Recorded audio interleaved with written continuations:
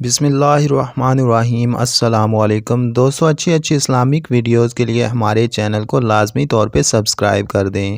حضور اکرم صلی اللہ علیہ وآلہ وسلم فجر کی نماز کے بعد صحابہ اکرام سے دریافت فرمایا کرتے تھے کہ تم میں سے کسی نے کوئی خواب دیکھا ہے؟ اگر کسی نے دیکھا ہوتا تو آپ اس کی تعبیر فرما دیا کرتے تھے۔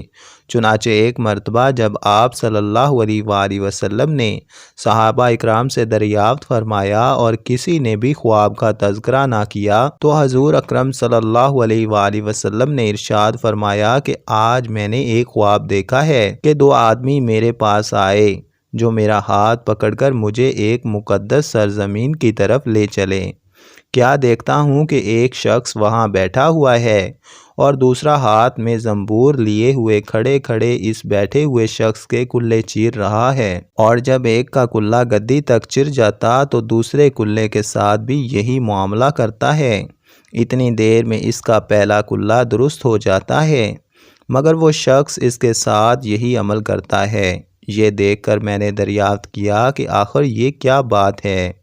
تو وہ دونوں کہنے لگے آگے چلیے۔ ہم آگے چلے تو ایک ایسے شخص پر سے گزرے جو لیٹا ہوا ہے اور دوسرا اپنے ہاتھ میں ایک بھاری پتھر لیے اس لیٹے ہوئے کے سر کو نہایت بے دردی سے کچل رہا ہے۔ چنانچہ جب وہ اس کے سر پر زور سے پتھر مارتا ہے تو پتھر لڑک کر دور جا پڑتا ہے، اور وہ ابھی اس پتھر کو لا بھی نہیں پاتا کہ اس کا سر پھر درست ہو جاتا ہے، اور وہ پھر اسی طرح اس کا سر پھوڑتا ہے۔ یہ ماجرا دیکھ کر میں نے دریافت کیا کہ یہ کیا قصہ ہے؟ تو وہ دونوں آدمی کہنے لگے کہ آگے چلیے۔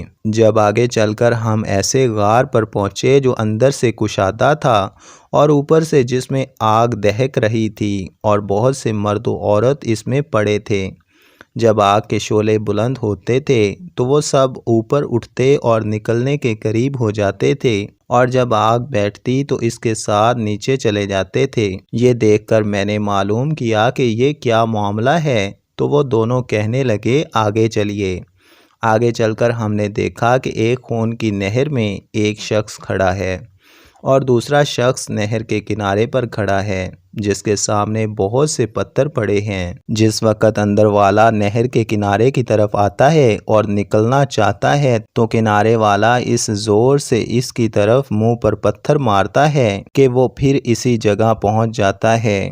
پھر نکلنا چاہتا ہے تو پھر مار کر اس کو اسی جگہ پہنچا دیتا ہے۔ اس حال کو بھی میں نے معلوم کرنا چاہا تو وہ دونوں کہنے لگے آگے چلیے۔ آگے چل کر ہم ایک ایسے سرسبز و شاداب باغ میں پہنچے جس میں ایک بڑے درخت کے نیچے ایک بوڑھا آدمی اور بہت سے بچے بیٹھے ہیں۔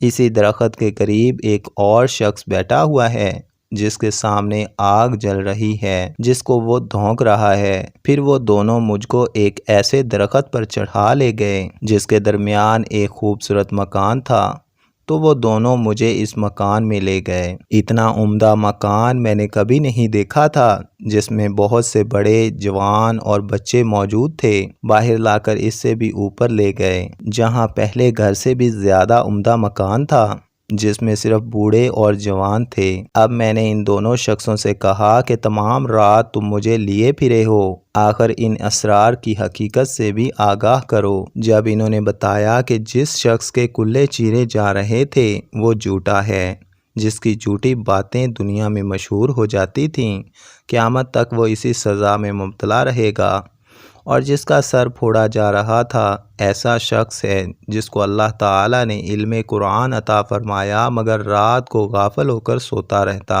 اور دن کو اس پر عمل نہ کرتا تھا۔ قیامت تک وہ اس عذاب میں مبتلا رہے گا، اور آگ کی غار میں زناکار پڑے ہیں اور خون کی نہر میں سود خور۔ وہ بڑے میاں جو سرسبز درخت کے نیچے بیٹھے تھے حضرت ابراہیم علیہ السلام ہیں، اور اسی درخت کے قریب جو آگ دھونکنے والا شخص ہے آپ نے دیکھا وہ مالک داروغہ دوزخ ہے، اور درخت کے اوپر والا وہ پہلا گھر جس میں آپ داخل ہوئے عام مسلمانوں کا گھر ہے، اور دوسرا شہیدوں کا ہے۔ ہم دونوں آدمیوں میں جبرائیل ہوں اور یہ میکائیل ہیں۔ اس کے بعد دونوں کہنے لگے ذرا سر اوپر اٹھائیے۔ میں نے سر اٹھا کر دیکھا تو میرے اوپر ایک سفید بادل مجھے نظر آیا۔ وہ کہنے لگے یہ آپ کا گھر ہے۔ اس پر میں نے کہا تو مجھے چھوڑ دیں، اپنے گھر میں داخل ہو جاؤں۔ اس پر انہوں نے کہا نہیں، ابھی آپ کی عمر پوری نہیں ہوئی، اگر پوری ہو چکی ہوتی تو ابھی چلے جاتے۔ دوستو ایسی ہی مزید اچھی ویڈیوز کے لیے ہمارے چینل کو لازمی طور پہ سبسکرائب کر دیں، اور اگر آپ کو ہماری یہ ویڈیو اچھی لگی ہے تو اس کو لائک کرنا بھی نہ بھولیے گا۔